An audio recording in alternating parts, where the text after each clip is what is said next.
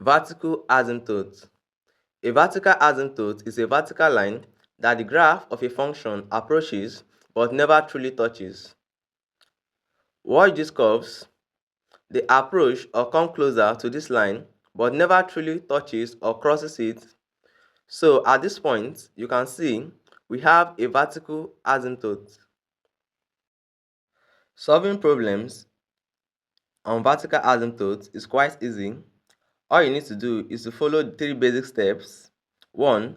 Factor the numerator and denominator. 2. Cancel out any common factor. 3. Set the remaining simplified denominator to 0 and solve for x. Now, let's look at some problems on vertical asymptotes. To solve this, the first thing we need to do is to factor the numerator and denominator. Doing that, we have bracket x minus 3 bracket x plus 3 over bracket x minus 3 bracket x minus 1. Next, we cancel out the common factor. Doing that, we are left with x plus 3 over x minus 1. Next, we set the denominator to 0 and solve for x. Doing that, we have x minus 1 is equal to 0. Adding 1 to both sides, we have x is equal to 1.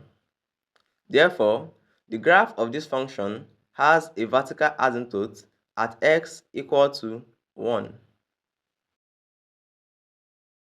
Now, let's look at this.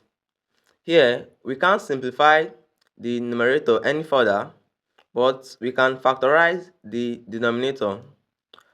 Factorizing the denominator, we have bracket x plus 3 bracket x minus 1. Since there are no common factor here to cancel out, we set the denominator to 0. Doing that, we have bracket x plus 3 bracket x minus 1 is equal to 0. This becomes x plus 3 is equal to 0, or x minus 1 is equal to 0. Then we have x is equal to minus 3, or x is equal to 1. Therefore, the graph of this function has a vertical asymptote at x equal to minus 3 and x equal to 1. Now, let's look at this. Here, we can't simplify the denominator any further, but we can factorize the numerator.